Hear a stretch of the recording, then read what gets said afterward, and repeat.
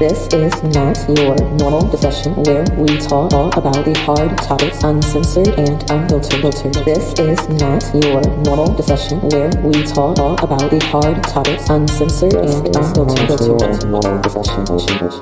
This is not your normal discussion. Hi, everyone, and welcome back to another episode of Not Your Normal Discussion. I am your host, Queen Pedii. Hey, y'all, I'm Nina. Boy Tryst taking another sip. It's your man, Samurai, with two eyes. And your boy, Kenny. All right. So I hope everyone had a great holiday weekend. What did I do? Oh, I celebrated the editor and Voice of God's birthday. Yes. I made him his favorite cake, strawberry shortcake with actual strawberries. Homemade, baby, homemade. And I made Cajun chicken Alfredo, some green beans that I just threw some shit on it, and it was just amazing. And and what else? Oh, breadsticks that were stuffed with cheese and marinara sauce. Yes. And then and I went to my sister's house on the 4th and we chilled out. Yeah.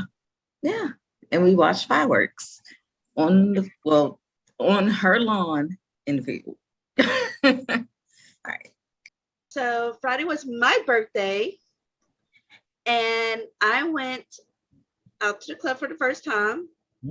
First time. I had 6 shots bought for me by different people.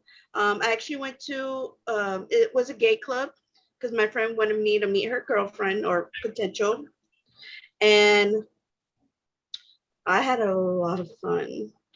Also, I did 4th of July with my my parents-in-law. We went to their house, had hot dogs, the hamburger, you know.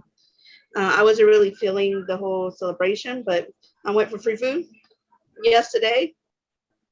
No, I did something Monday, but I can't remember. But yesterday I went and I hung up with my favorite author, which we had on the show many times now, or at least twice, to get my book, and he signed it for me. So I loved it. Maybe I'll tell y'all what it says later. But yeah, we just went and got coffee. We had some cinnamon buns. The kids came with me, which I didn't really want because I spent more money. And Jack ended up getting a wagon out of it, a $39 wagon. He kept they had Barnes and Noble, and he kept dragging it around the whole store. And I was like, this kid just abused this wagon. I gotta buy it. But he loves it. It's his favorite thing. He won't put nothing in it but his Spider-Man hat. My weekend was pretty good. So I did the cooking for Mutual Aid on a Sunday, and I did it 4th of July style. I made cheeseburger sliders with like some garlic butter painted on top. I did some hot dogs wrapped in bacon and everything like that. And I met someone who was really dope. We were just talking for like hours about just life and politics and everything like that. And I hope to soon they are like doing work around the East River Park. We're trying to save trees, so I hope I get more information for them to promote that maybe next week. But besides that, I was like doing mad research for a topic about slavery in New York and everything like that, and that joint was crazy. I learned a lot that I didn't know before. So yeah, it's been a very cool weekend. Mine was cool. Work was smooth. Celebrated my birthday. I was nice. Just chilled out with a couple of friends. Had some good salmon. Smoked a little. So that was just like, it was chill. Just got a lot of time to really think to myself, put my thoughts back together. 4th of July again, hung out with a couple of my friends at a cookout. Had an awesome time. I think I got past like 10 beers probably. So I was pretty toasted with some weed. So that was good. I was in my happy place. Really got connected back with myself. So it was a good weekend. Yeah, my weekend was kind of long. I did like most like everybody did. I just worked the 4th of July morning, and I went home, and I wasn't beat. I just went right to sleep. Did what I do and go to sleep. I gave myself a break from all the stress, everything that's going on with me handling what I gotta do. So I woke up like 2 a.m, like damn, I overslept. But other than that, I've been watching zombie movies and just chilling. Okay, so our topics for this episode is going to be the tragic Highland Park July 4th parade mass shooting, Black New Yorkers celebrating July 5th as their Independence Day / Juneteenth. Yay! Which one is worse, a sex offender or a sex trafficker, and why? Why is it a mother of 2 with 6 kids is called strong, but a single mother of more than 5 kids is told she shouldn't have had all those kids? And do you believe in once a cheater, always a cheater? Now, a word from our sponsors. Artemis of the Dodecatheon is a fantastical whirlwind of action, strong characters, mystery quests, and a lot of drama. 4.9 stars on Inkit. Purchase it on Amazon today. A to Z Creations is a Black woman-owned business that creates customized items such as rolling trays, clothing, tumblers, glasses, bags, jewelry, and more. Okay, so if you are living under a rock or just don't watch the news, sadly, on the 4th of July, there was a mass shooting at a kids and dog parade in Highland Park in Chicago. It was a 22-year-old wannabe rapper named Robert Crimo. I don't know how to pronounce his name. And to be frank, I really don't care.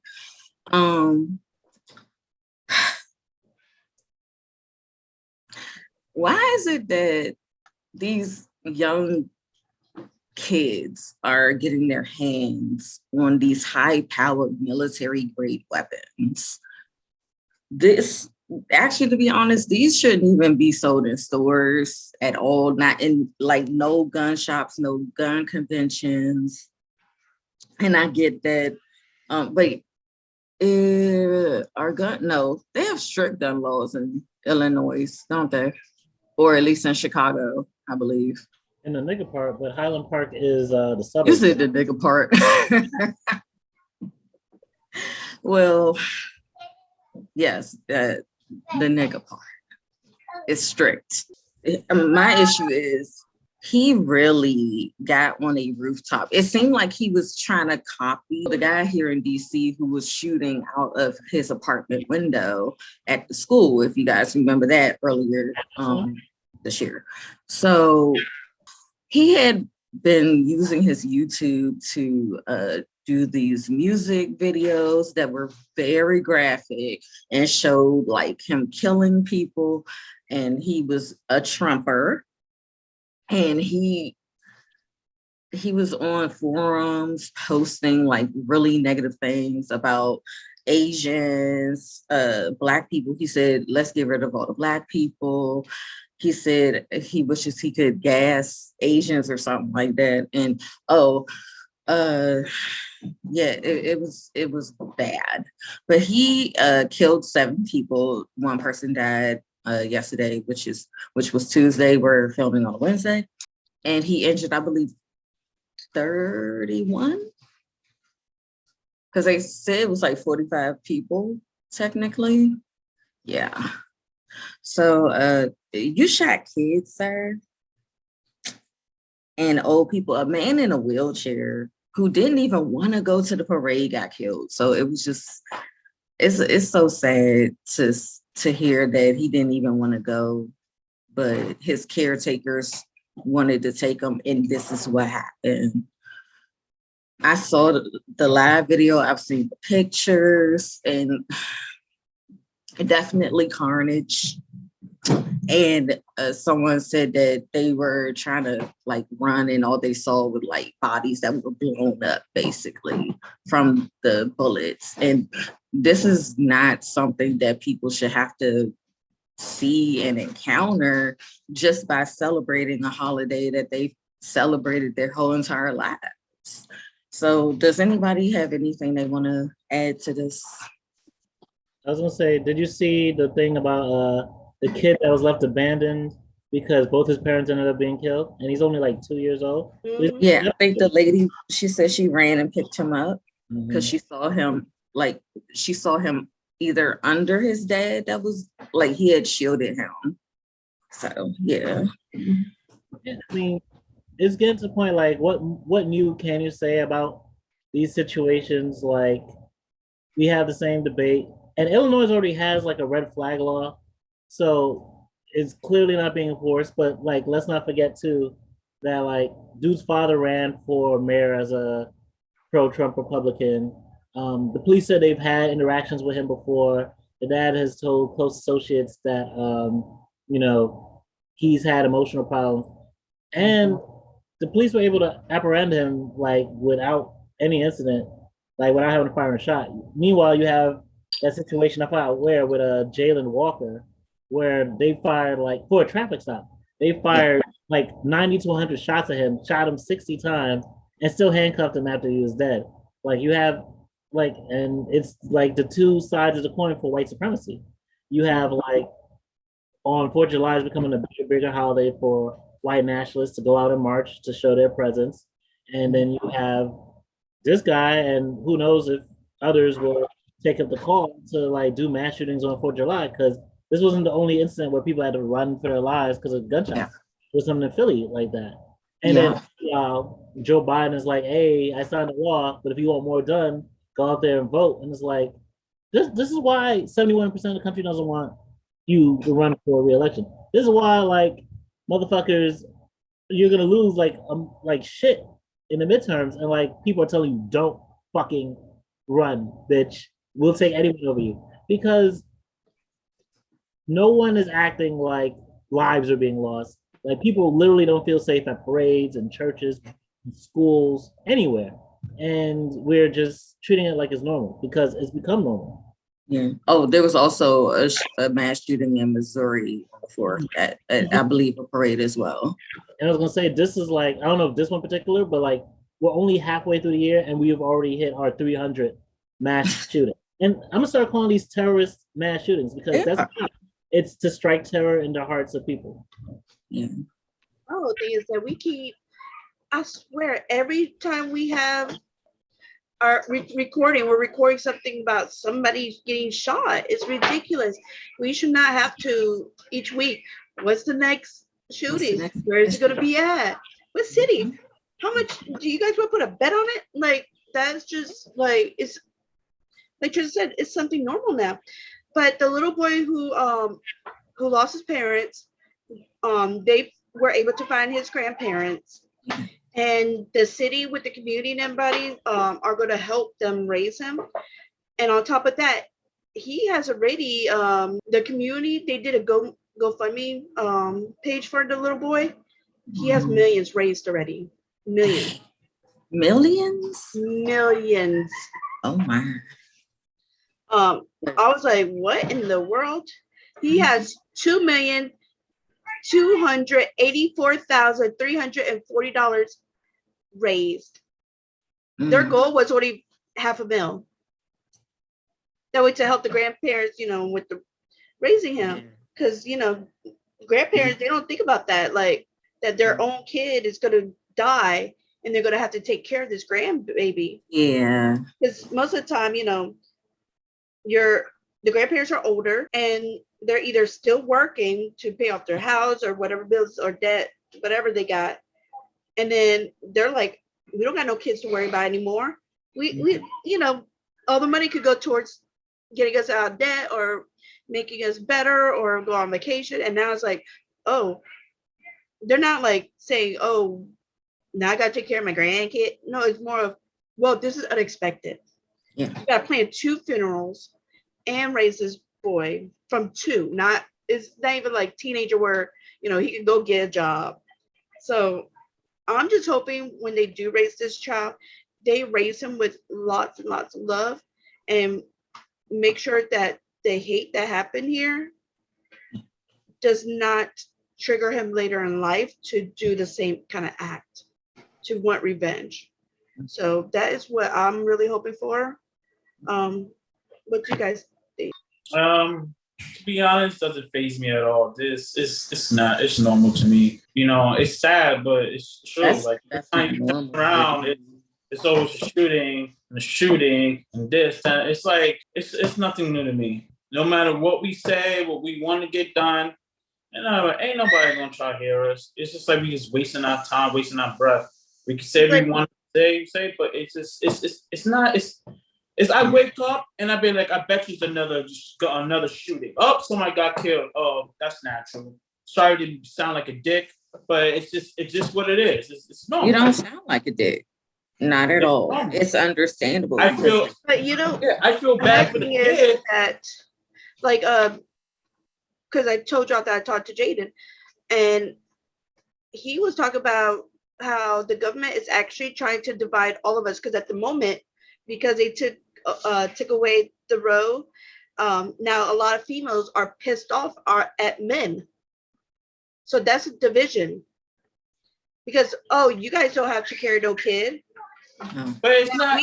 But what if it's not just? So it's not just. I don't think it's just men who made this stuff. No. I'm not saying it's just this law. What I'm saying is the fact that the government, basically right now, it feels like the government is trying to split us up as much as possible. Well, the powers that be, because doing all the research about like slavery through like history and everything like that, you see how much like groups that you would think should unite because they're both disenfranchised, like Irish living next to blacks, still they were sometimes the most contentious against each other because they both feel like they're fighting for the same slice of pie, and like, oh, you're getting more and I'm still treated less than these people over here. Fuck you, even more so. And like, you're gonna have a lot more of that as like rights are being taken away on one hand, and yet when these type of things happen, any talk about regulations is treated like we're trying to strip away like those rights. Like the rights to bear assault rifles is the most important right in the law of America. I'm the same like Jimmy. It's so normal. It's wild. There's nothing else to say. I have my gun. I will have my assault rifle, and all I can do is pray that God puts me in the position at the wrong time to use my skills to be prepared to at least save whoever I can save, or take a bullet for somebody if I have to. Sure. It is sad to say, but that's the world that we live in now. So all you can do is prepare yourself to be ready.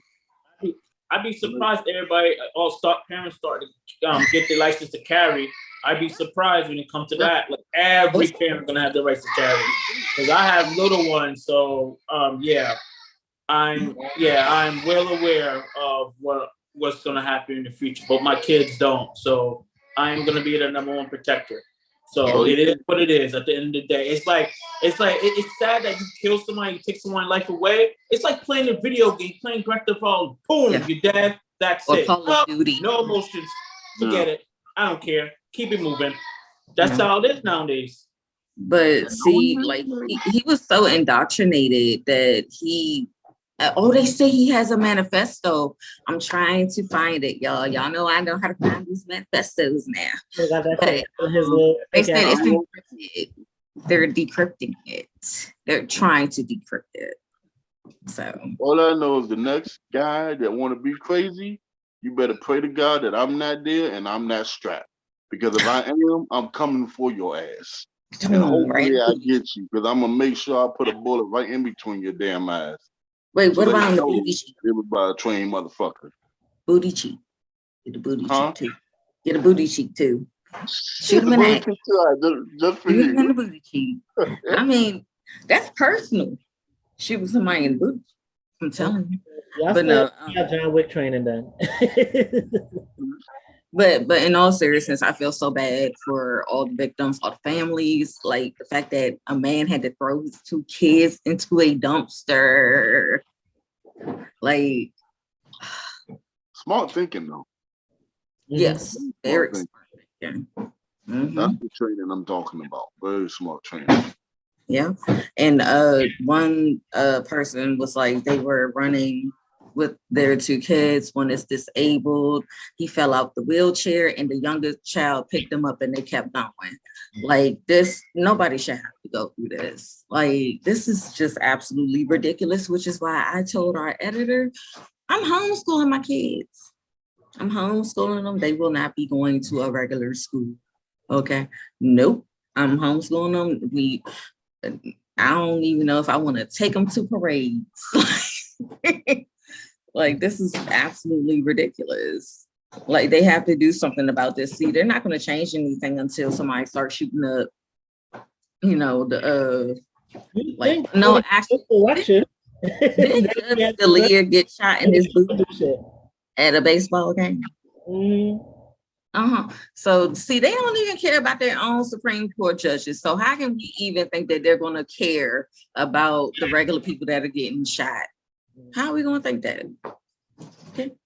We shouldn't. And it's sad because they value these big NRA checks over the lives of their constituents.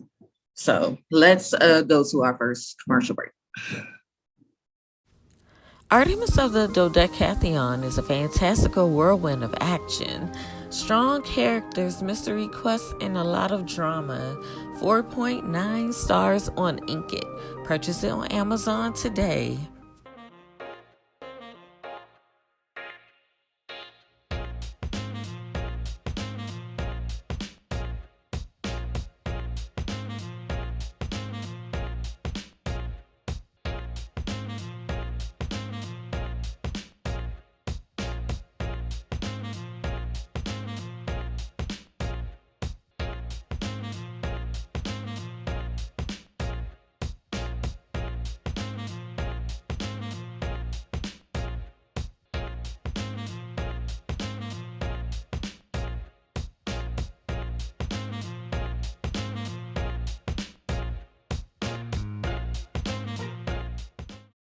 So for our next topic, we're talking about the little known secret about the history of Black New Yorkers celebrating Independence Day on July 5th, which I only just recently found out from a Twitter thread.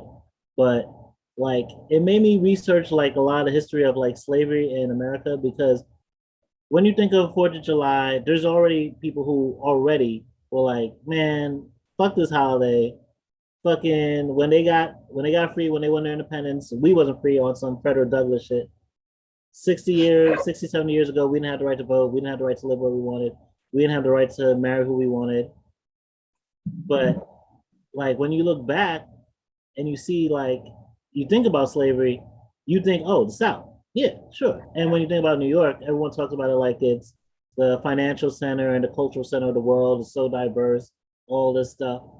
But then you look back and you actually see that like the little known secret that they don't teach you is that slavery wasn't just like here with a few politicians. Like it was integral to like the foundation and the wealth of like the city and state.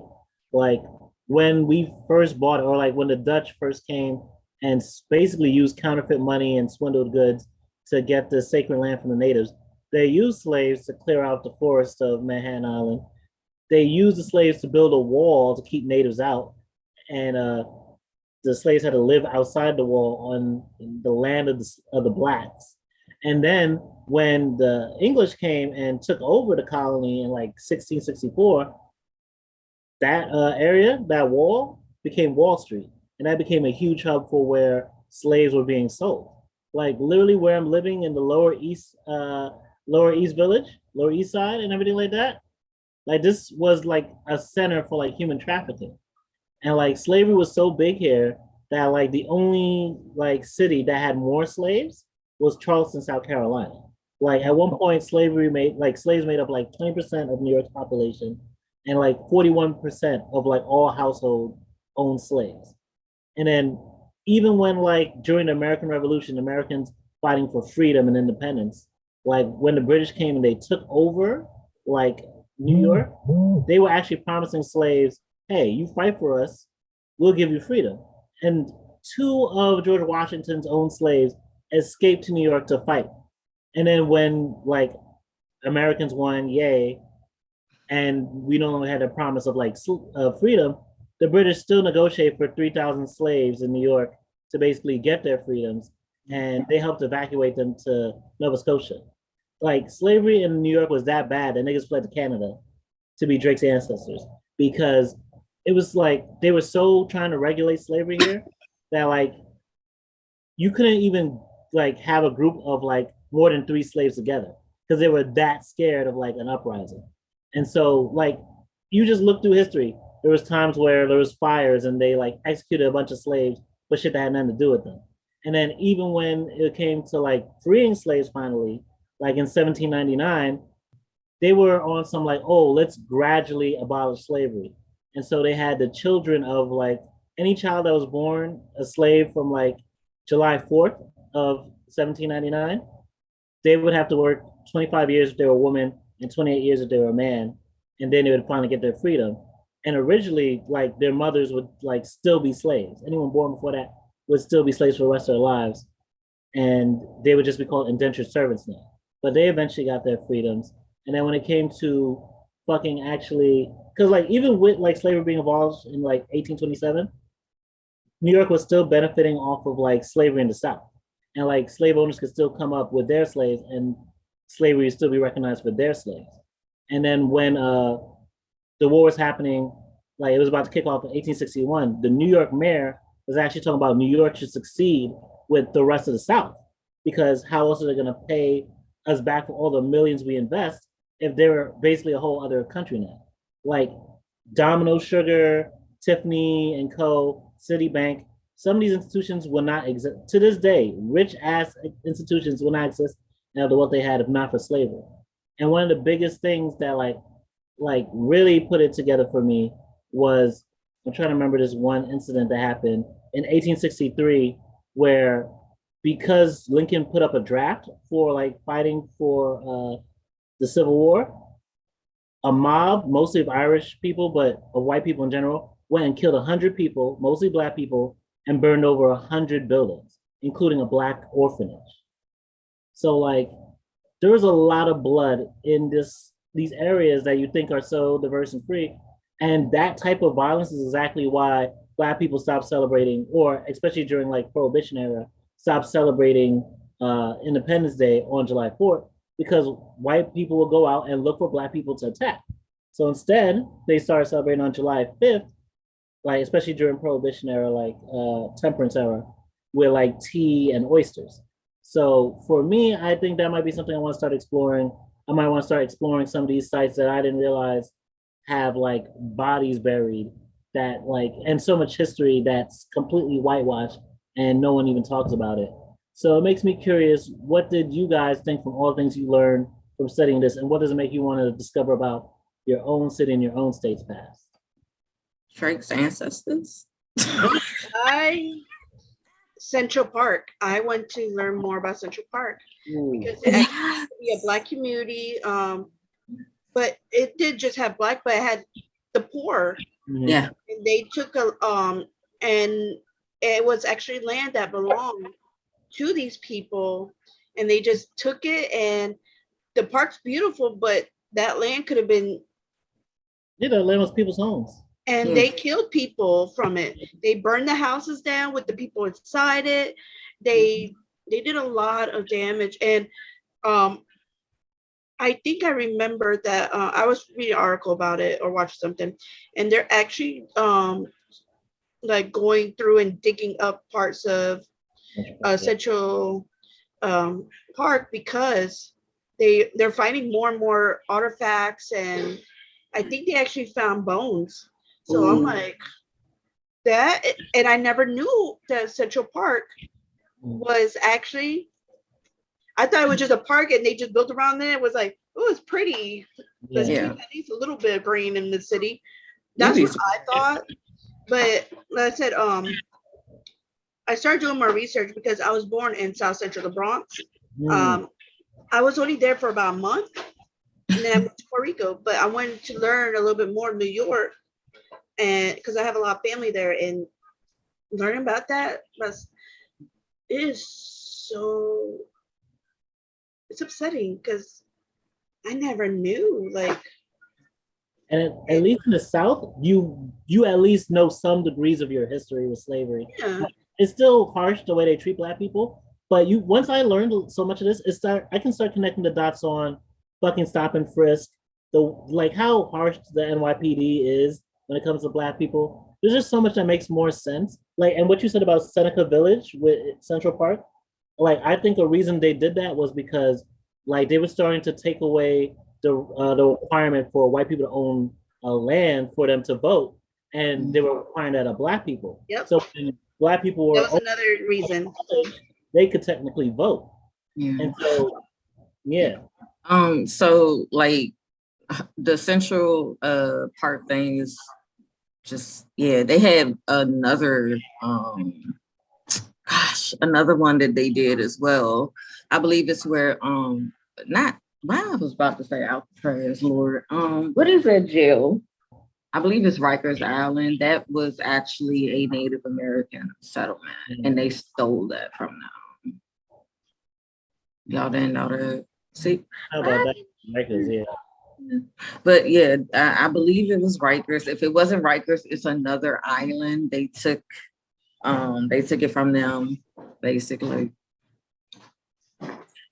And Freedmen's Village, where Arlington Cemetery now sits, that used to be a black place where all freedmen go, obviously from the name.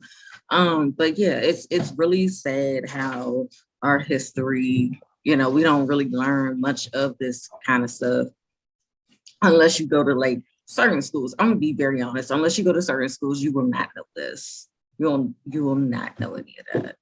But anybody else want to chime in? Quick thing, they said the island of Manhattan was actually the Lenape Indians lived on it, and Hilly Island.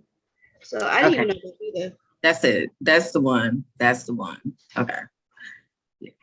Yeah, it's so sad. And they basically. Oh, guess how much they sold it for? Yeah, they tricked them out their land. Go ahead. $4. Tricked them. It's sad. Yeah. And it's funny they call it, you're an Indian giver is someone who gives someone want to take it back, when that's what they were doing to fucking natives and indigenous people. Like, the whitewashing of history is so ridiculous. Like, I always knew there was some level of slavery, but I thought it was mostly just like, if you're like a politician, if you're really rich, you have a few slaves. I didn't realize fucking anywhere from 1 out of every 5 households to like 41% of homes had slaves. Yeah. I mean, I already am not a big celebrator because I know a lot of history about certain stuff. When it comes to 4th of July, I'll be straight frank. I love fireworks. So I love fireworks and picnics. I don't think I'm ever going to stop necessarily. I wouldn't say celebrating, but getting together on the 4th of July. Other than that, I don't really have no big feelings to it. It's all history. To be frank, I'm more worried about now than I'm worried about my history at this point. That's old. I mean, look, what's going on there. Yeah, I sat at my sister's house and we drank Kool-Aid and ate po' boys. So, and like, we didn't buy fireworks. We just sat in her yard, and the people in the field, they were the ones lighting it. And I never really was like a big celebrator of 4th of July, to be honest. I was never. Like, I just kind of would just spend time with my family. I think that's mostly what Black people really do, is we celebrate our families. So I was a big celebrator of July 4th because my family a lot of them are in the military. So I always had pride in that. Like my parents are risking their lives for our country. And that was something, like I said, I took a lot of pride in, but now it's like, Mom, what were you protecting? People could shoot each other, mass shootings. What were you protecting? Because now it's like, when you think about it, it's like, what's the military for? Because they're not, I'm not saying they're not doing anything, but when it comes to their country doing stuff inside it, they're not doing much to protect us from ourselves versus, you know, oh, what? Somebody over there shot up a white woman or kidnapped them. Let's go over there and fight the whole country. We got this. And over here, we're like, this dude just killed. Yeah, like 10 people. Right here. Like, yeah. Why does it take forever for you guys to have any actions? Yeah, but I understand your whole sentiment of like, you know, family members being in the military, because as you know, I got lots of family members. My grandfather's fought. My uncle was in the Navy, and he's really the one that we go up to see anywhere. Well, my aunt too. My aunt, mostly my aunt. Hi, auntie. Like I get it, because like that was kind of like our day to kind of, you know, celebrate. You Yeah. know, I did want to say something. Nina said that just kind of it hit a chord in me. That I kind of, it makes me feel a certain way. And one way is that we're blessed and really don't even know it. And what I mean by that is, yeah, we have a shooting here and there, but come on, you go talk to some other people that live in the midst of war every single day. They're looking at us like, what? You talking about a shooting here and there? So what? We got jet flying over our house. We have bombs going off every day. We don't know if we can get on the bus and make it to the destination without the bus blowing up. Okay, and that's how we feel as well. But I've seen a couple of years hold on. I've seen people from other countries. They're like, what the fuck is wrong with y'all? Mm-hmm. Like, I am not going to come to live over there or visit because y'all are just over here. Like, that's how they feel about us. I get it. I get what you're saying. No, we're not like under war and everything. But I'm going to tell you something too, because about 10 years in a war zone. Yeah. About 10 years ago, we had a jet that actually slammed into 2 buildings here and killed over 100 people. Yeah, it happened May 2012. Because I just started dating James, and we were in the hospital nearby, and we were like maybe about 35 miles away from the situation. The hospital shook. Oh, jeez. And the worst thing is that James worked near those buildings, and the wreckage and everything was for at least 10, 15 miles. Yeah. It was really, really bad. And oh, jeez. That's what I'm saying. Like, there is a chance, because we live in military, our area where we live at has at least 5 military bases nearby. Like, one time a ship actually ran onto land by accident. So there is potential for, at least where I live at, for a bomb to go off, for a plane to crash, or any of that. So I do get what you were saying, but still, you know, turn off the water. Every country guy's issue is not always green on the other side, but at the same time, you just, the good come with the bad, but when the bad is outweighing the good, is it worth it anymore? Yeah. Right now we are kind of in a war. Like, it's just, you have these little white supremacists fighting soft targets, and it's a war upholding white supremacy. Just like the cops will fight a war on us and gun us down, and it's a war of white supremacy. You have it being defended either by lone gunmen, or by fucking white supremacists marching, or by whole police officers who stand together to basically make sure you niggers are kept in your place. And like for me, like growing up, like fearing the end of the world and shit like that, I was never one of those people who like really gave too much of a fuck for like the government and shit like that. Like I would salute firefighters and shit like that, but that was about it. But like so much of like 4th of July was just about barbecues. And now like I'm gonna celebrate Juneteenth, I'm gonna celebrate July 5th. And I encourage y'all, find out in y'all cities when was it that like people felt free enough to like celebrate independence and freedom for themselves in your area so that you can like join that level of history. Because once we know our history and once we know who the real enemy is, we can actually start coming together for our rights and realize that we can fight back in this war that's being waged on us. Okay. Let's go to our next. Artemis of the Dodecatheon is a fantastical whirlwind of action, strong characters, mystery quests, and a lot of drama. 4.9 stars on Inkit. Purchase it on Amazon today.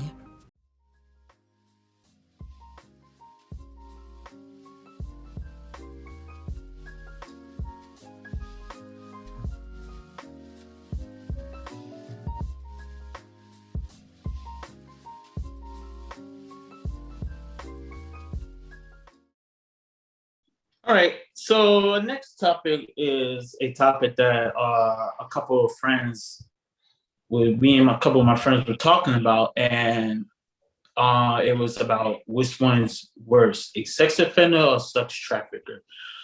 We know that in jail they don't mess when it comes to sex offenders, but what about sex trafficker? Is it a worse crime, a sex offender? Or not? Like I asked a couple of people, and some people kind of like they stump on the question because they think about, okay, sex trafficker sell kids, youth, whatever, but they don't. Some of them don't touch them, some of them do touch them. Versus a sex offender, they touch them.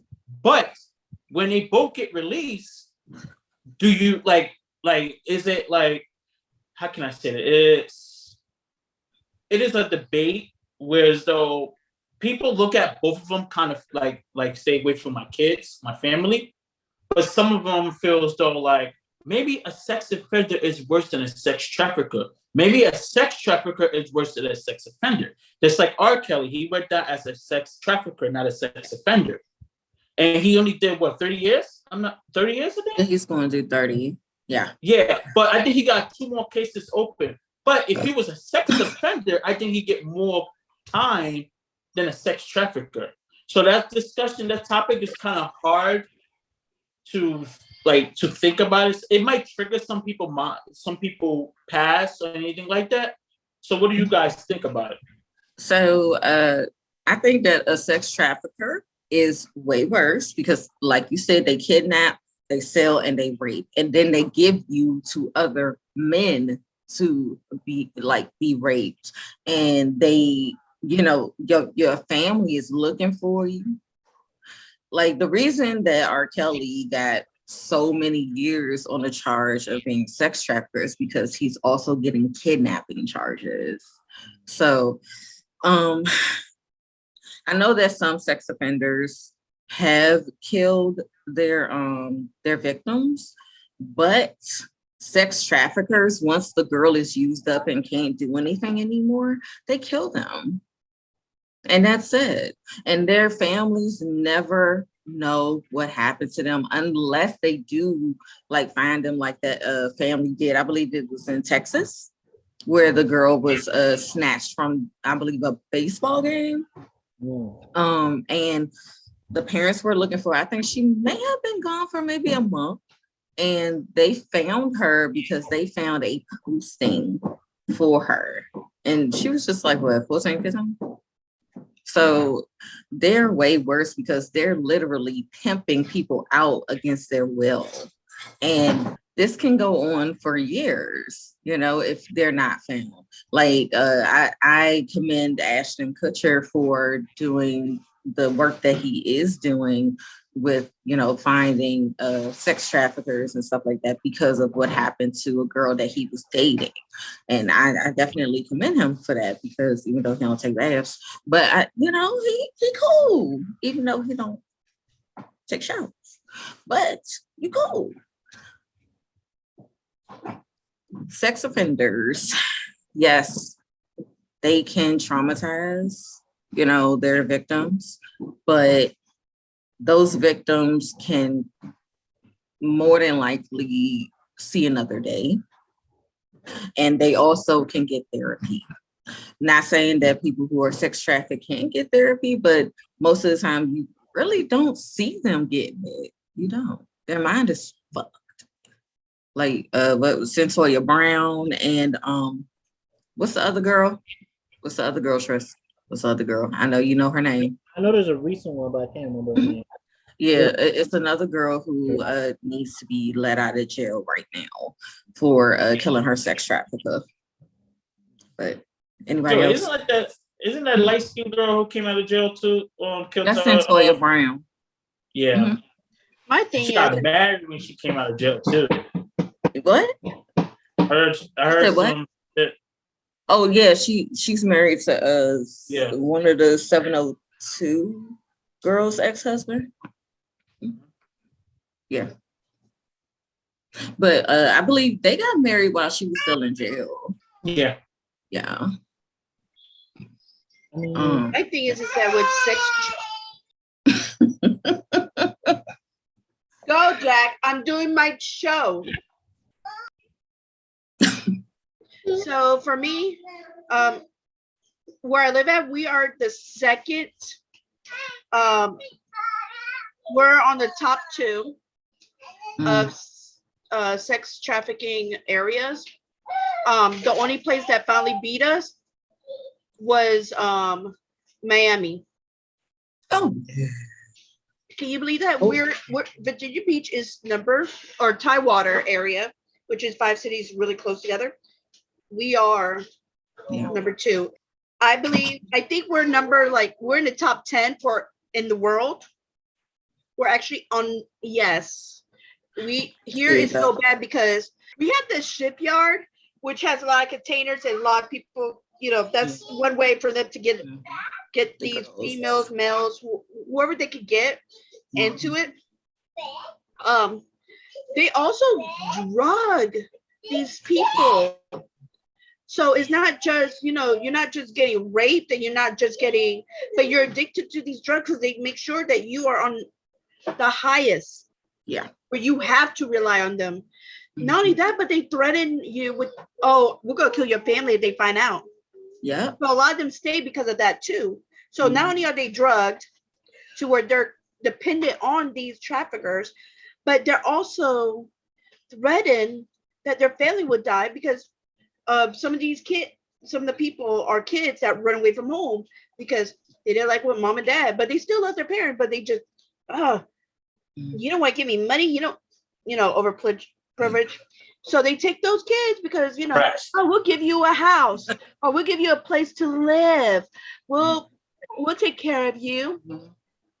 And then you get drugged up and then you get used. And not only that, but once you're in one city and finally people notice something, you get moved to another city or another country, and a lot of times they don't get recovered. And when they do, it is rare, and they're so fucked up in the head that they don't know what they have to kill their trafficker. And then how do we treat them? Oh, guess what? You go to jail. And it's like, why am I going to jail? Because I killed somebody that's been selling me, that's been giving me drugs, that been threatening me. And then with sex offender, you never know what they did, which I hate, because it could be you accidentally you had a drink around a kid and a kid drunk it. For real? Yeah, it could be as simple as that. But or as simple as, I hold you, and then the kid went to their mom and go, oh, she touched me. And mom's like, oh, you touched her? How did you touch her? Or no, don't talk to me.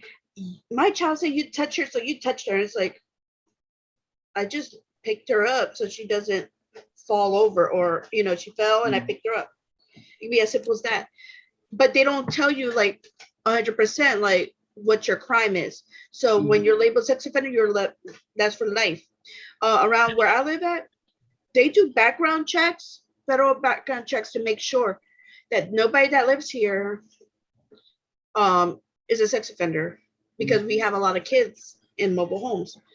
But they should all live on an island together and call it a day. For me, like it's funny you bring that point up because of the, like, especially when you think about prostitution, especially in the U.S., where it's still illegal in a lot of places, if not most places in the U.S., where like Johns, and I'm not sure with the actual working girls, sex workers, but Johns could be listed as sex offenders for actually, for consenting transaction. But when I think about like real, like, okay, officially, like y'all are fucked on some fuck shit. When I think about, like for example, R. Kelly and Ghislaine Maxwell, where I think of him more as a sex offender, and the trafficking is more so him being able to bring girls across state lines, while Ghislaine was in the business of like recruiting girls and having them on a whole island and pimping them out to like billionaires, celebrities, all kinds of people. And on one level, I think of it as impact, and I think about the ability for rehabilitation. And with rehabilitation, like imagine if R. Kelly had learned any sense of shame, remorse, guilt, compassion, and empathy for his victims back when he got our Aaliyah pregnant, and so he married her when she was 15 so that they can get an abortion. Like, or imagine when the P tape came out and he had that. I thought she had that baby. It died. Okay, then you might know things I don't know. As far as I heard it was a stillbirth. He married her for the purposes of being able to abort the kid. But yeah, like, so imagine if that time or the P time, instead of being able to like trap in the closet and the greatest his way out of like charges, then he actually was like, you know what? Maybe I should take a little time, or maybe I should get some fucking help. Maybe I should deal with the trauma that I grew up with. Yeah. He wouldn't be serving 30 years now. He wouldn't be doing all the shit that he did and pussy popping and talking about, yeah, killing me with this shit. Meanwhile, Ghislaine, she didn't have them same type of disadvantages R. Kelly had. Like, she came from money. Her boyfriend got her a fucking helicopter for her birthday. She was chilling with Hillary Clinton's daughter for her wedding. She was trying to use her Clinton Connects to get less time in her sentencing. And she was less pussy popping and complaining that, like, oh, y'all just trying to give me all this time when, like, the real nigga y'all wanted, y'all let him die or killed him and shit like that. So with one, I think if they actually are able to be put through some type of rehabilitation and actually learn that shit, I think there is a chance to actually like work with them to make them more habitable to society, especially if they're going to get out at some point anyway. But there's another where, like, if you're sex trafficked, if you make money off of like selling people, off of taking away people's agency, like what would ever make you come to the sense that what you're doing is fucked up and wrong? Like, you profit. Not only do you get sick pleasure off of it, you profit off this shit. What is going to make you realize that you're fucking sick and you need help? So I definitely think traffickers are worse. Like, and of course, there's some like slaves. people. Say again? They treat them like slaves. They are slaves. They're essentially slaves, yeah. They're modern slaves. Yeah, like Ghislaine acts like, oh, she was just there, but she was the madam. She like would use sex and the girls herself. She would be that face that like lure the girls in and make them think everything's gonna be safe and everything like that. Yeah. You know, they're trapped. So like she had just as much, and same thing with the Nexium cult where they were having shit like that. So R. Kelly and people like that, they're definitely on some fuck shit too. But I think there's at least a smaller window, like at least a little bit of a window that with some help they can be changed. I don't know if there's anything that you can do to change the trafficking. I'm being careful what I say because I'm a little too close to some of these topics. I can't say neither one is worse than the other. Even with human trafficking, there is a lot more details that come into it. Even if you think about slavery, there were slave owners that did it because that was just the time, but those are probably some of the nicest people ever. Slaves were actually like, look, I prefer to be on his plantation because at least they treat us with respect. But then on the other end, you did have the ugliest of the ugliest people, to where everything that could go wrong will go wrong. Anything that they could get away with, they would do. I have personally went and saw somebody that I paid for that because of our connection, within 2 seconds of getting through the door, she starts busting out in tears. I don't know if I was extra powerful that day or what happened, but I went to give her a hug and she started just letting it all out. I said, here's the money, let's sit down and talk. And we talked, and I found out that she was human trafficking, and she told me her whole story, that she said at 12 years old, she was snatched away from her mom and dad and put into the lifestyle, and it came to a point where it wasn't even force that was keeping her there. It was she already didn't have the best relationship with her mom and dad, so the whole lure for her was it was easy money. It was, we're gonna take care of you, you know, we're gonna put you in the fancy cars, we're gonna make sure you got money in your pocket.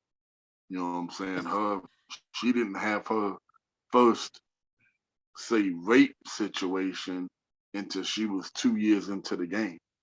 And she was like, at that point, your mind is so screwed into the game already that you feel like there's no exit. So it really, to me, sounds like she's suffering from Stockholm syndrome, where like the people who snatched her have made her feel like, well, we're going to treat you better than, you know, your mom and dad did. But I'm so sure that her mom and dad wish that she was home. Yeah. And I applaud you for, instead of doing things with her, you sat and you talked to her. Yeah. I'm hoping that her situation has become a little better. I can say that it's not as bad as it was. I do keep in contact with her, so I know that she's not doing it anymore. She's living in Florida, so she's trying to change her life around. She said it's not easy. Of course, times when money is tight, it's easy to just by shoot. Look, I'll just put another ad up and do what I got to do. So it's crazy. It goes on the whole thing. It's sad that women have to fear these things, and I always keep in mind it's sad. Men too. Yeah, but not nearly as much. Not nearly to the point where, as a man, I would say I fear myself getting snatched up, or I feel my child getting snatched. Like, they snatch little boys. They snatch little boys. Like a lot of these little kids, like little boys that are going missing, you find them being sex trafficked. So, like, I understand what you're saying, because you're saying, hey, I know they ain't looking at me to be. But it's the same thing as if a guy gets raped. It's just not a lot of people are talking about it. And it does happen. So we need to put it out there that does happen. It does. It may not happen as often as females, but it does happen.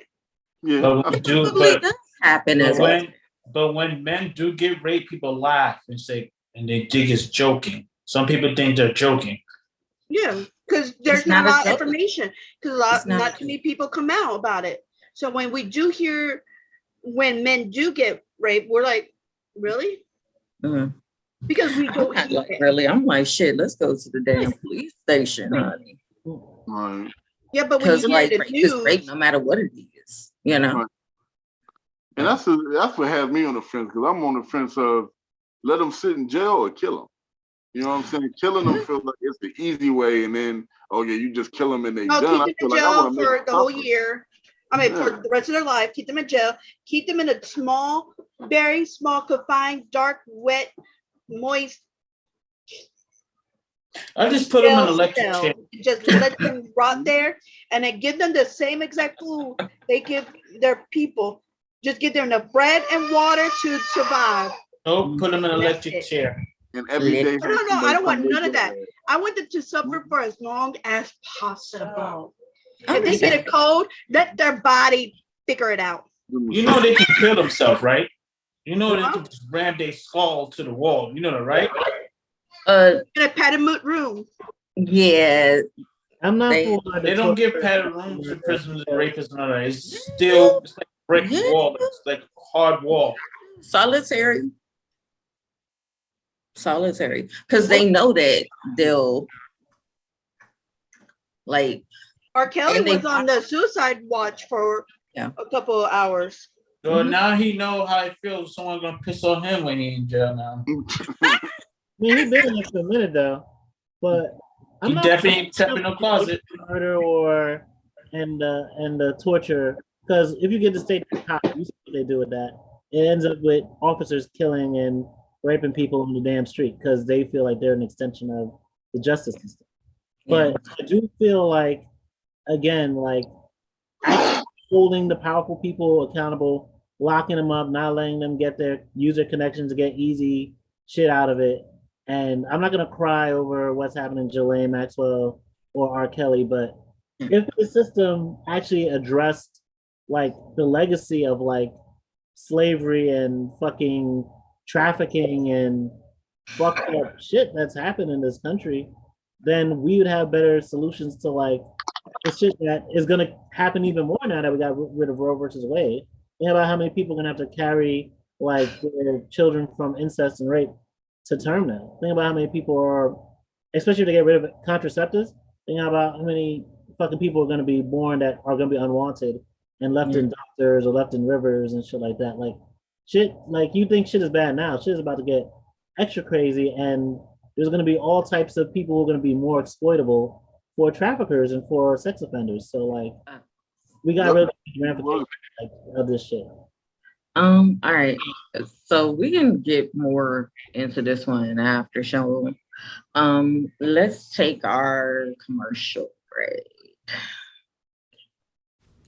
Artemis of the Dodecatheon is a fantastical whirlwind of action, strong characters, mystery quests, and a lot of drama. 4.9 stars on Inkit.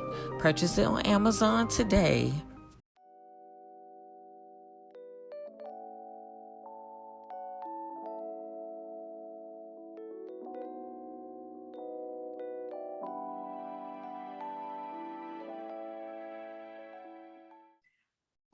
Welcome back from the commercials. I'm just going to let you know that my topic is, why is it that if you have less than 3 kids and one of the child is sick, everybody thinks that you're strong? But if you have more and you're a single mom, people tell you should have kept your legs closed or put them up for adoption, or you're a bad mom for having so many kids. The reason why I brought this topic up was because I was reading, I believe either on Facebook or online, that there's this mother of 12 kids. She's only 37 and had 12 kids. She had her first kid when she was 14. And then she even has, she's even a grandmother to one, because the child that she had when she was at 14 is now 22. Her youngest child is actually a couple months old, I believe 9 months old. And but the thing is that the 2 oldest kids are from one marriage and the rest of them from a different marriage. But her she has I believe he's 3 now, is severely sick. He has stage 4 cancer. And she, she puts it on her TikTok how she takes care of the kids and everything. And everybody's like, why can't you afford to do this? Why can't you afford to do that? She's like, because a lot of people are mad because she gets food stamps, she gets help, because she can't work because her child is in a hospital for months at a time. And a lot of people they're like, well, you should have kept your legs closed. You want to be having a sick child. But if you have less than like 3 kids, if one of your child is sick, it's like, oh my gosh, you're so strong. How do you do it? But you got more. It's like, oh, well, you must have been a hoe. You should have kept your legs closed. You shouldn't be relying on the government to help you out. That's probably why you have more kids. And she actually, like on her TikTok, because her TikTok is the Mad Mama. And she actually is like, I travel really far away to take care of my little boy, take him to the hospital and everything. That's why my kids are homeschooled, because we have to go up there. I need help because I'm giving up. I had to give up my job because I found out my kid has stage 4 cancer. I asked for donations that way because he doesn't, no kid likes hospital food, let alone adults. So sometimes she'll use some of the money that she does get, and she shows it on her TikTok, like, because you gave me this donation, I'm able to get him his favorite Chinese food. And you see him there, just he chowing down, like he's happy. He dances like when it's a good day. She shows sometimes of his bad days, but not to me because it doesn't matter to anybody. Yeah. So, quick question. Yes. What is the skin color of this woman? White. But because she don't look like one of those upper white people class, and she looks like the trailer trash. I'm not calling you trailer trash, ma'am, but okay, so you know how people can be trailer trash, but trailer. Yeah, if you live in a trailer, then you're not good enough, or you don't make it. Yeah. And it could be as simple as you were stupid when you were younger, you messed up your credit, and you're trying to fix it, or you had so much medical bills that your credit got sucky. Or you popped that pussy early. Actually, mine was because I was young, I was stupid. I took a credit card for one of my boyfriends to be able. But you also popped a pussy. I'm playing. No, I did it at the time. But I got him a hotel room. I liked him since the 3rd grade, and we were connected, and he lived in a whole different state. So he actually traveled up here, and we tried it out, but it just did not. But I used up my credit card. I took out a credit card, so he had a place to stay because he didn't have a job up here. And it wasn't a big amount of credit card, but still. Red flag. Yeah. But I was like, dude, you can work at McDonald's. No, I'm a chef down in New Orleans, so I want to do chef. I don't want to be stuck at fast food. Because, sometimes once you're stuck at, fast food, everybody label you as a fast food worker, and then you get stuck there. So. Okay. So, okay. I'm a probably, okay. So I'm going to tell you the reason why people be like, oh, you're so strong because you're doing it for your kid if they have like less than 3, because I'm seeing now the social norm is to have like at least, I'm gonna say 4 kids. I've been called a slut for having 3. Because they wildin'. But no, in all seriousness, like the average family is 4 kids, like or 3.5, whatever it's called. I don't even know what the half is. I guess baby. But this is more of a society thing. Like people look at people who I guess they would call them breeders or whatever. They look at her with her 12 children, even though she's been married, they're going to look at her like she's a breeder because she has 12 children and they aren't all from the same person. I mean, there's a guy that's well, he got 37 kids or some shit like that, 36 kids. And people were dragging him. Oh, they were dragging the fuck out of him. Cause he's like our age and he got all these kids. But it's more of, it's like, okay, one, we already know that this economy that this economy is like shitty. Okay. And if you have one kid, it's already hard. And then not only do you have one or two kids, but one of them kids is sick. So now all these medical bills are coming and people, they have been indoctrinated to think that if you are getting assistance from the government, that, oh, you're just a what's it called? A damn fucking, Government hoe? No. What's it called? It's like a fucking grabber or a freeloader. There we go. You're a freeloader because you, and even though I do know someone, a couple people that maybe 3 people that literally was having children just to get assistance, but that usually isn't the case. And I wish that people would stop demonizing people for having children, because now look, they didn't kill Roe versus Wade. She was working up till she found out that he had cancer, and that's what gets me. Is like, and wasn't like she was on. People don't care though.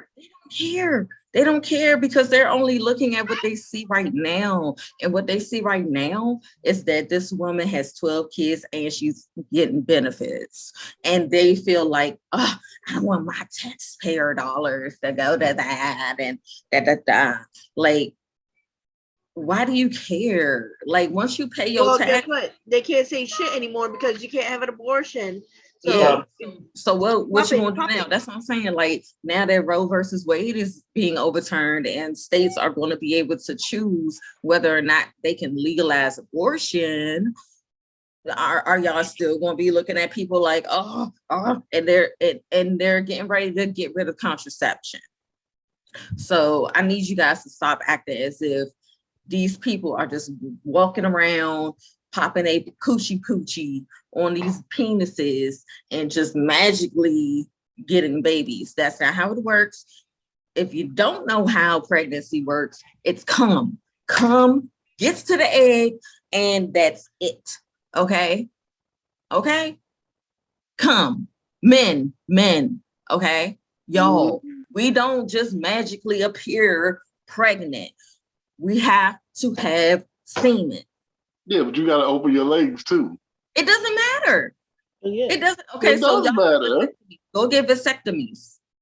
Yes. So that y'all don't have to. That girl still got her tooth tied after like the 4th kid. It's harder for us to get our tooth tied. We have to because I wrote and signed a paper and told them to take it out, to tie it, to burn it. I don't care what they do with it. I'm not getting pregnant no more. And what did they do?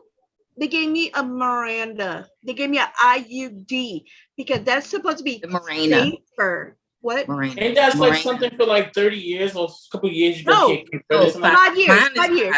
Yeah. And then I have to go back and get that ripped out and put a new one shoved up there. So do not tell me. All y'all got to do is get it snipped or tied, and then y'all can go back to work. Well, actually, vasectomies are painful too. No, I talked to the doctor about it, and they said, "Oh, you got to do is snip it. You might be a little sore for about a couple hours. That's it. That's still pain. No, that's still pain. Let me tell you. Oh, it's better than having to be in labor. Y'all. I watched Love and Marriage Huntsville when the guys went and got vasectomies, and they were wincing. And they were like, "Oh." But like it wasn't. It was kind of the same way we are when we get our IDs. It was. So I can say that, hey, if you get a vasectomy, I can at least be like, okay, yeah. But it doesn't reverse that. It's not the same as like getting yeah. To me, I have very little opinions about women's situations, especially again, this is America. This is a country. It's founded on slavery, it's founded on corporate wealth. So like of course people feel a type of way and are victim blaming people for, oh, you know the government doesn't give a fuck about you. Why would you put yourself in a liable situation? Like, yeah, it sounds like you live in an oppressive state. That's like a terrible situation. And people only make it worse by judging why you allowed yourself to be more easily like to fall into poverty in a fuck ass country. But like we don't really have this energy for men who are out there making all these children. And like the men who are like Kenny and actually sit there and are the ones who will take care of their kids, even on their own, or even like without the mother's assistance, like they aren't as frequent as the women who will fucking do whatever it takes to make a way to fucking support their children. So like whether it's because, you know, just throughout life has had many kids and the motherfucker said, I ain't getting no shit cut or tied. I'm not gonna be like, whether I would date someone with multiple kids is a different story. But at the end of the day, you gotta do what you gotta do. And if you're doing what you're doing for your kids, how can I be mad at that? And especially when there are a bunch of men who escape their fucking responsibility. Like, I like my dad. You know, I love him, I have love for him.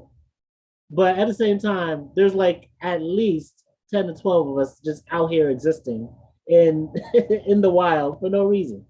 Like, there's no reason for all of us to be out here. Like, I don't even know, like, the majority of my siblings. Like, most of them I've only met online. I'm sure there's many that I haven't talked to. And, like, I've met a couple outside, like, you know, the one through him that I grew up with. But, like, you don't see people, like, outside of his kids and outside of whoever's attached to that, you don't see people giving him a hard time about, oh, you didn't stick to raise these kids. These women, whether you complain they have multiple baby dads, whatever the situation is, they're on food stamps, whatever, they're usually sticking around to be there for the kids. And sure, the stress of life and the lack of like a lot of education in like family planning and fucking contraceptives or abortion or access to that shit, like could have helped their lives in a lot of ways. But we don't have that in this country because again, we are a fuck ass theocratic type of country. So I'm not gonna shit on women for that. I have more smoke for the Nick Cannons and the other type of men that are out here just popping life into existence without any regard what's gonna happen later down the road.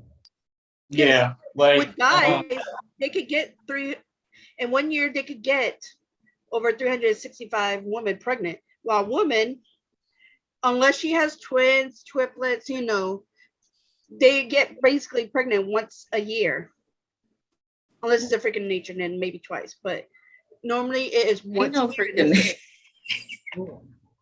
You know, if you have your baby early and then you know, get pregnant again. That's what I'm saying. Yeah. But men could go pop with that. I'm not saying, you know, men are hoes, but I'm saying they have the ability to do that. Yeah.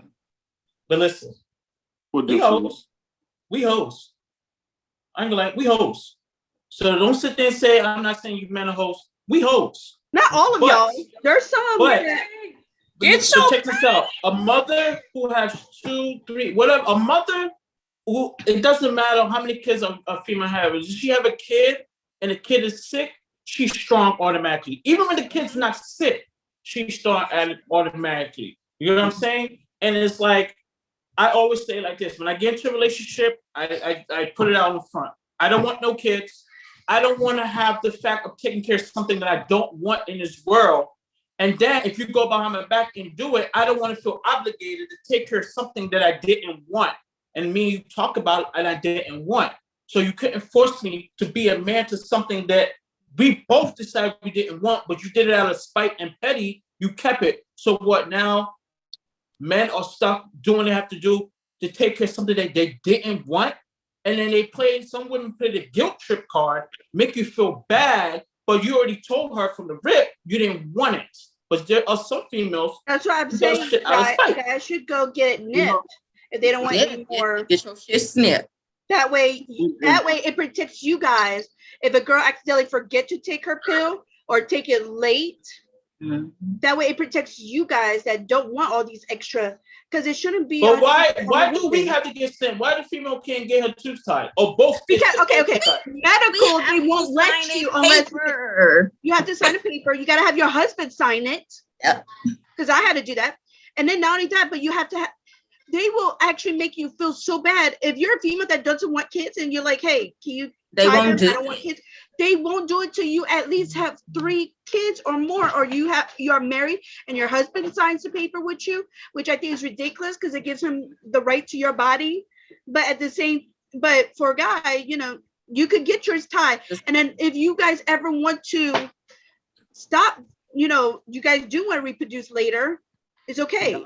You could get it reversed. Not. Once it happens, that's it. It's a wrap. No, it's not. You can get it reversed.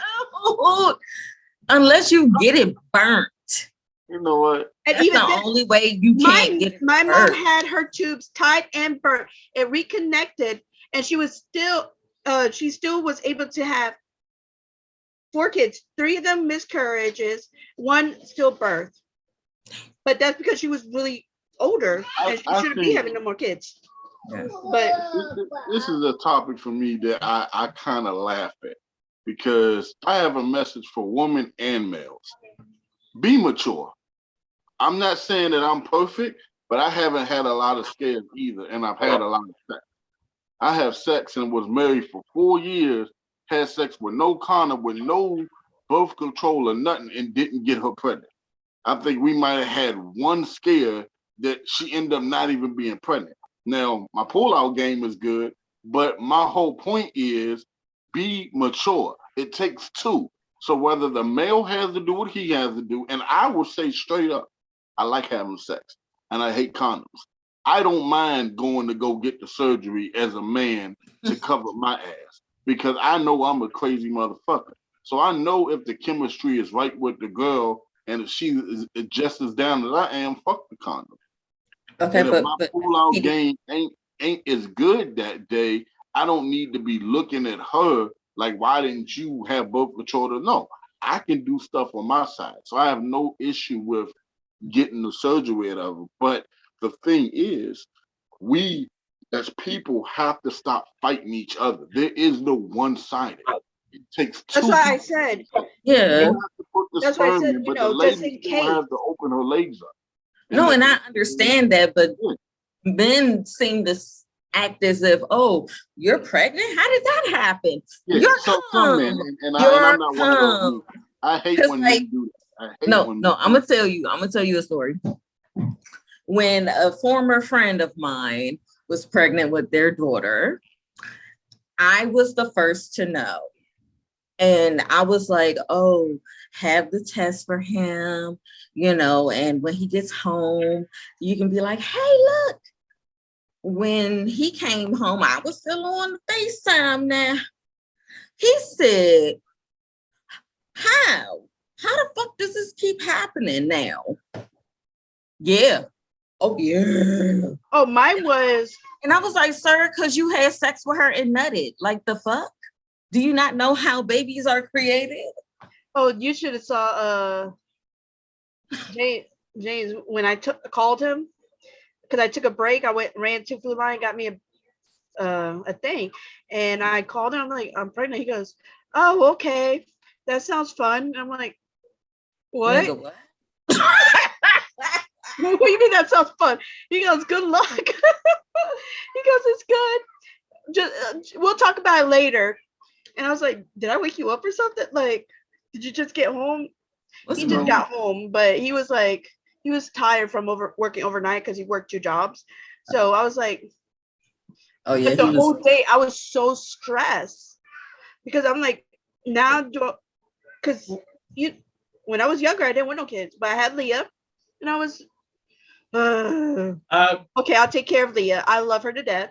And then when I found out I was pregnant again, I was like, I'm not even married to this guy. I just met, and it was because he didn't have enough education and didn't know different condom size, and it broke.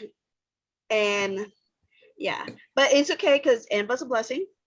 And then for 5 years we were using nothing, and I did get pregnant. And apparently he got happy when he went trucking, came back, and I'm knocked up again. So what shocked me when I was a parent is that when I found out I was like, no, yeah, no, yeah, no, yeah. What do you Like, think I went through? With Jack, I took but 10 different pregnancy tests to make sure 10, because I was like, no, this was wrong. This was wrong. This was wrong. That's how I was. But at the same time, the reason why I'm saying that is because, okay, so my dad wasn't in my life like that. I was thinking about how can I raise a kid if it could be a boy, whatever. How can I raise a boy to be a man if I wasn't raised from a man? So it was a lesson for me to buckle up, get all my fucking P's and Q's, and start doing shit and start learning on your own, because it's like I was never taught to be a man. But now I have someone that's gonna grow up and look at me and call me dad. Now I have to fucking man the fuck up and be a man. Learn how to, because this ain't no fucking game anymore. But you have someone to actually put. So I have another question. Why is it when guys walk around with kids is, oh, that's so cute, you're taking care of your kids, and then when female have their kids, same amount, it's like, oh, she has a lot of kids. Then they can actually say that. They there. That's it. They're there. That's a problem. We running past time. We've been running past time, actually. Let's go to our next commercial. Artemis of the Dodecatheon is a fantastical whirlwind of action, strong characters, mystery quests, and a lot of drama. 4.9 stars on Inkit. Purchase it on Amazon today.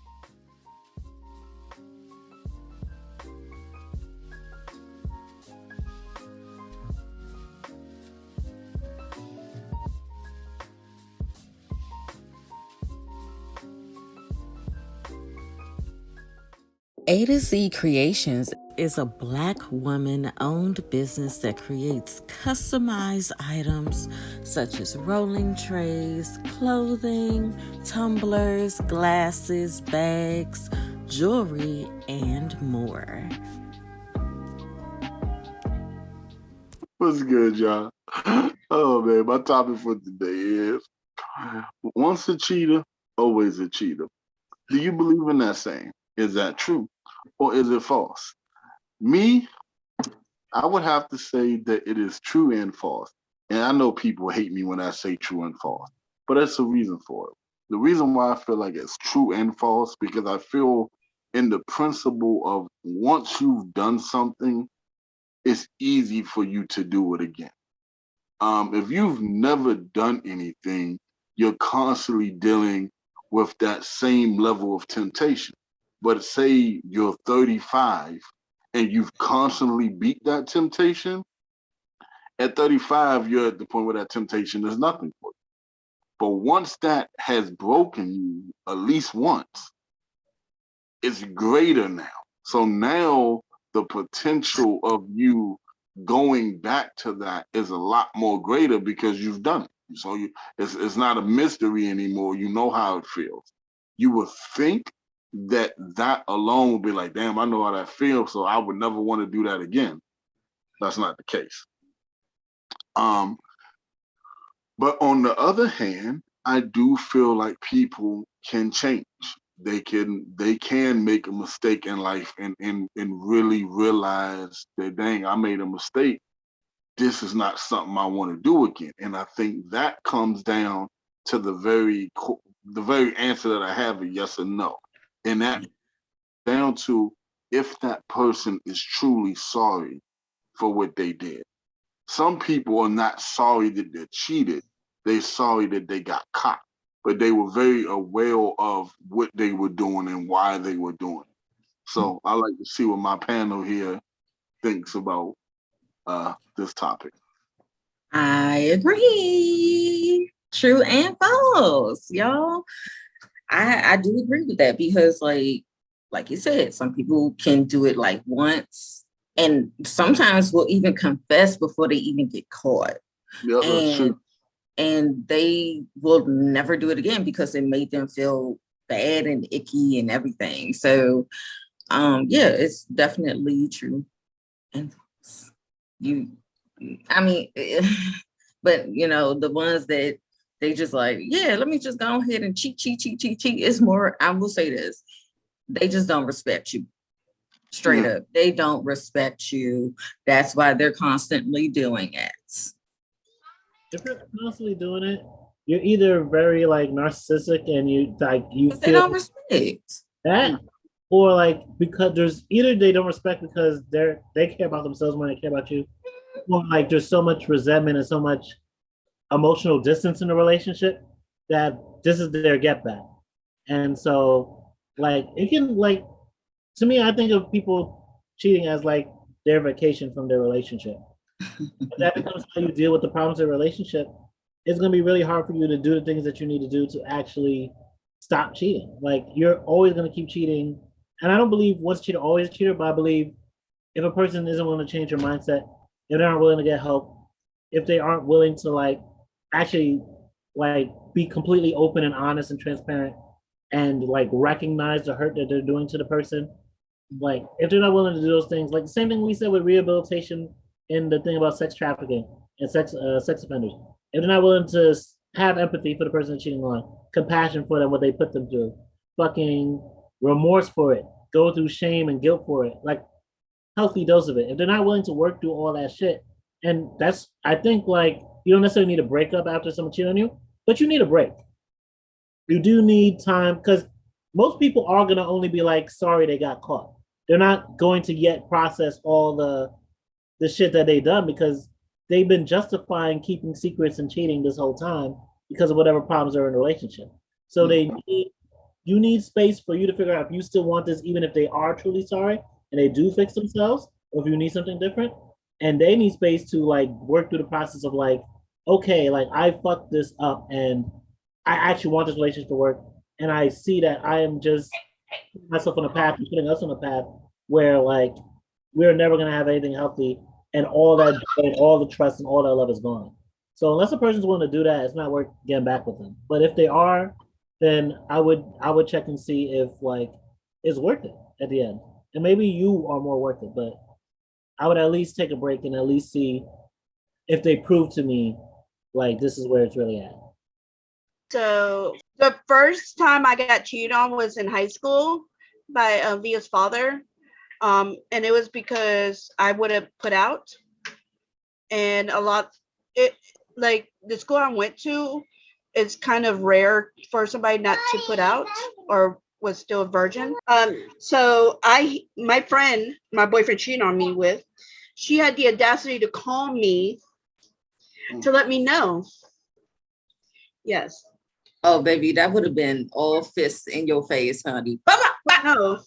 And then he didn't know that I knew. So the next day he tried to come up to me and I'm like, you need to get the fuck away from me because I would have gave it to you when I was ready. And you went and got with her, who is practically the slut of the school, and you did it in the wrestling room. Nah. No, what? Oh, yeah, the wrestling room. Guys did it together in the wrestling room. Couples did it in the wrestling room. Yeah, it was the wrestling room was to wrestle. Yeah. Anyways, So that was the first time I actually felt cheated. Another time was I didn't know I was helping somebody else cheat. The guy told me he wasn't. I asked because I knew he was dating somebody, and I asked if they still dated and everything, and he said no. His friend said no. Everybody said no. So I was like, oh, okay. Then I'll see where we might go. We were younger though. We were like in middle school, whatever. And next thing I know, I get a phone call from my ex-boyfriend calling me. He was like, hey, I heard you did this, this, and this. And I was like, yeah. Like, everybody was down there doing things. And then he goes, In middle school? we were in 7th, 8th grade, okay? And it was DC. Penises were ugly to me in 7th and 8th grade. Anyway, I was pressured. I didn't have sex or anything like that. But anyways, the girl was on the other line listening, and then she tried to curse me out like it's my fault. And I'm like, listen, everybody told me you guys were not together. Even your friends said y'all two are not together anymore. Oh, it was a big deal. Like, and after that, I stopped talking to the guy. I stopped talking to her. I was like, I'm over this. I'm not going to be messing with people if you guys don't know what the hell, what y'all are, what y'all aren't. Y'all not going to get me in the middle of this. I don't got time for y'all bullshit. So for me, my biggest question is, which one's worse, emotional cheating or physically cheating? Emotional. Physically. I would say emotional because it's like, I can get emotional. Over physical. I can get over physical. I mean, sex is sex, but emotional means that you literally deceived me. You lied to me. You emotionally got connected with somebody else when I'm supposed to be the one that's supposed to be here. For my situation, when I almost said her name, a particular person cheated on me, it was emotional first. You're sharing to this other guy our own personal relationship information. I don't even do that with my friends. Like it's a certain line that you don't cross. But when you're telling a other guy, oh, our sex life is not where it is anymore because he got bigger now, and you telling them stuff like that, that's what you're supposed to have girlfriends for. And then they can correctly tell you the right advice or how to go about it. But you telling the other guy this, I'm telling you as a guy. The guy is seeking for information so he can swing his way in. And that's exactly what he ended up doing. She did tell us. Huh? Oh, no, she did too. But yeah. But told the other guy, and the other guy ended up taking him to a party and did who knows who what to her. So yeah. Yeah, so I was never the cheater. I didn't just give a fuck about my feelings, but I was never the cheater. I never cheated on somebody, but people said I was a cheater. And I feel as though, like, I don't like wasting time. I'm not gonna sit here and do you dirty. And I'm not gonna want to have my cake and eat it too. And I got labeled as a cheater because I was talking to one girl. I didn't make it official. We were just talking as friends while I'm talking to the other girl, and me and her clicked much more. But she was like my ex, whatever, like one of my first girlfriends when I came over here. And me and her clicked much more, and we was talking. But I was labeled as a cheater because I had 2 women. I was like, what the fuck? I have 2 women? The fuck? But anyway, I remember I got cheated on. It hurt me.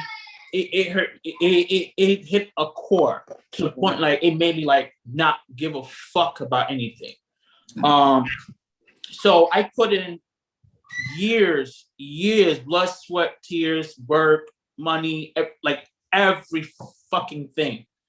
And she goes out and fucking do her little slutty whore and shit. I'm not petty. So people, I'm not petty.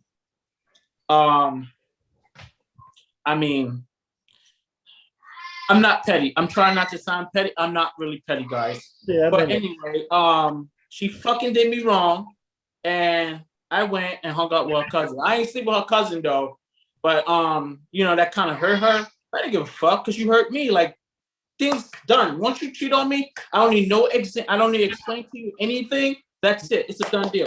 It ties off. So back then, I was more of like, oh, you want to cheat on me?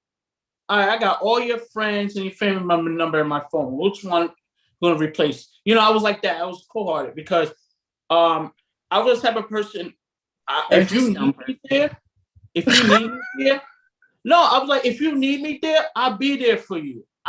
You need an ear, you need someone to talk to, be there, everything. I was there. If you're in tight space and you need help, I was there. I was a good guy, you know? But like, that fucking cunt did her fucking shit to me. And it's like, I'm trying to not get mad. Huh? I said, you sure did care about her. No, because you get mad about it. Yeah, I'm getting mad just thinking about it because that fucking cunt lied to me in my face, got me looking like I'm fucking crazy in the streets. And it's like, yo, I ain't stupid. Like, stop lying to me. She kept lying and kept lying and kept lying. I'm like, you fucking cunt. Stop lying to me. And kept lying and kept lying and kept lying. You know, and then I cursed out, you know. I'm sorry, guys. Y'all guys laughing at me. I don't mean to sound like, no, we're not laughing. It's just the way you petty. Yeah. You really. I was to ask him, but I can't follow that up. So, but it hurts. It's like you put in all this but you effort. Just said you didn't care. I put in effort before I didn't care. I put in effort, and I asked her, still care, "Are you?" I said to her, because she popped up on my Facebook. People, you know, like I had to block her, you know, so I don't have to see her no more. I had to block her. But anyway, right? You would have been blocked. Yo, no, I don't want that. All right, she did some spiteful shit to me. I'm gonna talk about that in the after show. It's literally funny, but no, I just feel like if I invest in a relationship and somebody. Like, don't do some corny shit, some fuckery shit and trying to hurt my feelings, you know? Because, you know, it ain't nice. And it's like, I just feel as though people who actually do good and be by your side, actually people who mostly get shitted on. Amen. Yeah. And that hurts. Amen. Yeah. You know, it's like, damn, I was there with your little snotty ass nose kid, shitty as hell in that diaper, needed some diapers and wipes, and I took my ass up and get you some Pampers. The what? Got snot coming out like he got there in Roscoe and shit. Shitty ass diapers. You know, I could go on for days, but yeah. And wasn't even my child. What the fuck? Exactly. You didn't come out of my nutsack, and I'm doing shit that a father's supposed to be doing. You know, that shit bothers me, you know? And it's like, it's funny because I'm arguing it. It's funny. No, you're done. You're done. Yeah. You're mad and you're done and petty. Sure, or whatever your name is, girl. You done hurt this man. In my head, or I can like, okay, we get it. I know that feeling though. I do. I know that feeling. But you know what? So funny to hear you say cunt. I'm gonna tell you something real quick. I dated a guy right after I found out I was pregnant. And we weren't sure if it was his or somebody else. And then once I did find out, because I dated him right afterwards. And depending on the color, that's how I knew which kid was which. I'm just kidding. But the thing is that, no, I knew because of the date. But the thing is that he still stood by my side and everything, and which was great. After I had the baby, he was still there for me, still, you know, helping. But then it got to the point where he was broke every 2 weeks. And then something was always getting shut off. The water or electricity. So he always needed work. So help to pay for it. So I always gave him money for it. Because I didn't know about bills like that. I didn't know, your water will get cut off to like 2 or 3 months of no payment. So every month I was giving him my paycheck. I worked 2 jobs and I gave him about $800 every 2 weeks. Then when I asked him, I'm like, hey, I gave you all my money. Is there any way you could pay for formula or for diapers or, just give me like $20 to hold me over? What are you going to do for me? Yes, it was so bad. I would cry.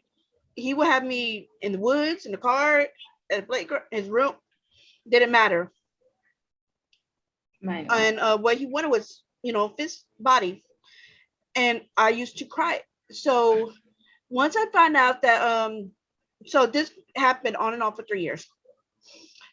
And then I started working at Hardee's, and that's where I met James. And I was like, dang, I really like the guy's voice. I never saw him or anything. I just like his voice. And then what I did was he finally asked me out. So the day of my date with him, I went up to the guy. I picked him up because he didn't have a car. I drove 30 minutes every single time to see him. Yes. And then he always, when we had dates to the mall, he had his buddies out in the driveway waiting to get picked up with me so I could drive them to the mall. Yes. So what I did was I met him. It must have been good. It was no. His mom passed away on Leah's birthday, and I told her, I would take, make sure her son is good before her last few breaths. Mm-hmm. And so he always held over my head that, oh, you promised my mom you'll stay with me, and I'm like, oh, manipulation. It was really bad. And then finally, like when he told me, he goes, nobody gonna want somebody that has a child. And I was like, damn, he right, because a lot of guys don't want females that has a kid, especially when it doesn't come out of their own nutsack. So I end up, when James did ask me out, I picked the guy up. I said, hey, did you pay for my insurance? Because I started making him pay for my insurance because I couldn't afford it because I was giving him all the money. And then I made him pay for gas because I couldn't afford gas because I was giving him all my money. And then, so I made him fill up my tank. I dropped him off. And I said, you know what? I'm breaking up with you. And I have a date to go to. Oh, yeah. I was like, that's why I can't be mad. And that was the last time. Emotional cheating, because it does. It's not that I can't be mad at it, but like sometimes, especially when the relationship is souring, talking to other people is how you realize you're missing out on things. But physical cheating, to me, that fucks me up even more. Like, I think I told you that story one time about that one ex I had when I was, or the girlfriend I had at the time, who said that she cheated on me to find out that she loved me. She cheated on me to see if she loved me. And like that fucked me up. Sorry, it's not funny. Y'all be going through it, cause y'all be going through it, poor babies. Yeah,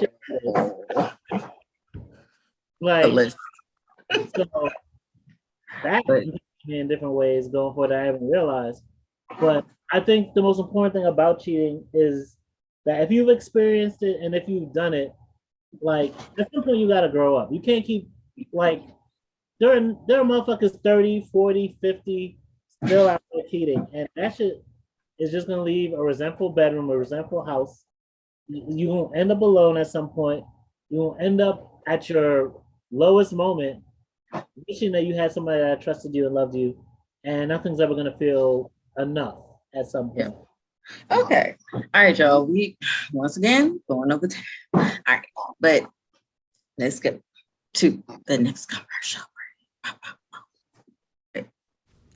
Artemis of the Dodecatheon is a fantastical whirlwind of action, strong characters, mystery quests, and a lot of drama. 4.9 stars on Inkit. Purchase it on Amazon today.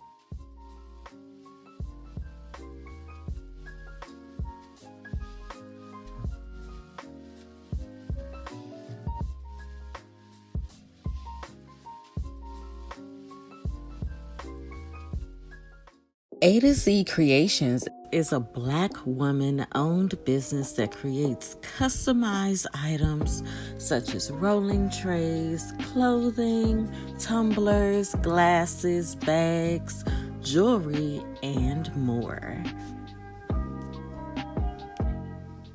All right, you guys, it is time for promotions. So first, I want to talk about this awesome bucket hat that I have from Keena's Quilts and Crafts.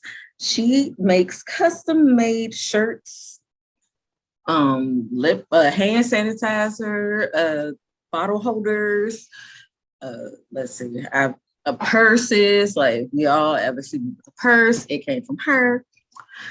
And shirts, yes. All right, and that is Keena's Custom Quilts and Crafts, y'all. All right, and also I'm still doing, well, I want to talk about the new fundraiser that I'm doing where I am walking 30 miles with Renpads. And this one is for, this one is for lymphoma and leukemia. So try to donate to that, you guys.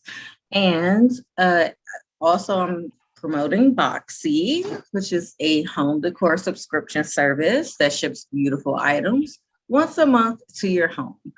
If you hate going to the store and not being able to decide on what to get out of all the choices, then this is definitely the subscription box for you. Use my code 10 off Queen Pedii. That's also linked below in the description box to get $10 off of your first box. Next, I want to promote my book, A Puppy Journey, Renpet's World. It's about my emotional support animal and how she saw the world through her eyes. You can purchase it on Amazon for Kindle. Last, I want to promote my blog, Queen Pedii Writes. You can find articles, craft videos, reviews, and more. And I also just did a review for Shakur and his Love Vibes tape, volume 1. So check it out, you guys. Hey y'all, I'm Nina. So I am still doing my fundraiser for Tiny Superheroes for my birthday month. Right now I have not raised any money, but my goal is $150. $10 actually sponsors a mission for a tiny superhero.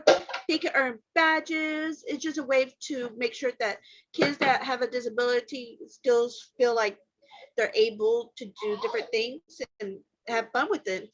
Another thing that I would like to promote is Jana's book. Is very, very good. Think of Percy Jackson. In the end of the world kind of thing, but for adults. Really good, must read. And I will have the link somewhere. So read it, it's really good. Yes. Yeah, Tryst, all out of sips. And as always, I'm promoting BelieveNewYork with their summer collection drive that's happening by the time this comes out a week from then on July 15th. And they're collecting outdoor supplies and art supplies. So if you want to donate items, DM on Instagram, BelieveNewYork, or email them. The link will be below. I also want to promote what I do on Sundays. I'm gonna come up with a nice little name for it, but it's outside of Thompson Square Park. It's on 10th and B. If you're in New York, if you want to help, come through support, Instagram, hit me up. If you want to donate, there's the Cashapp, will be down there in the link below. And then by the time this comes out, I should have another video out on my channel. I want to actually take it seriously.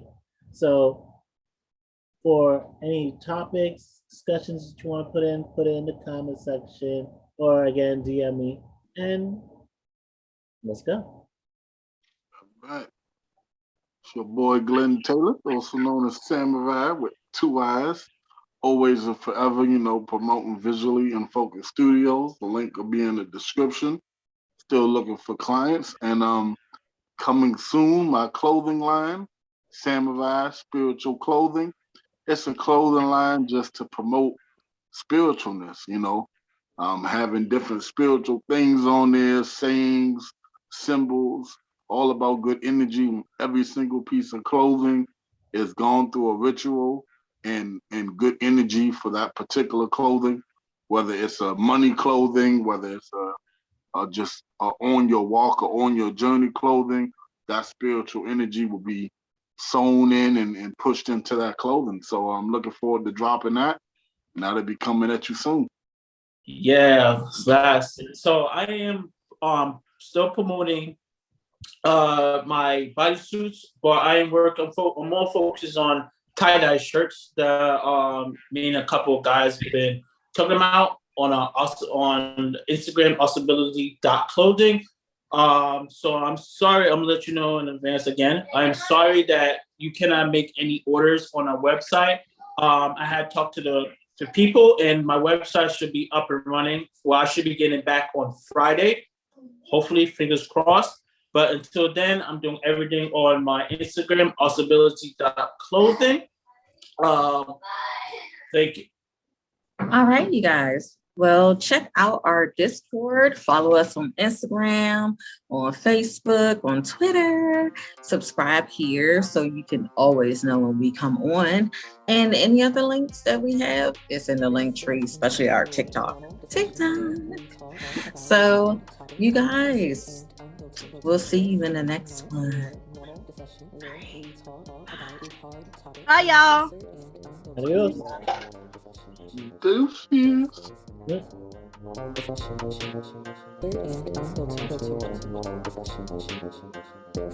not your normal session.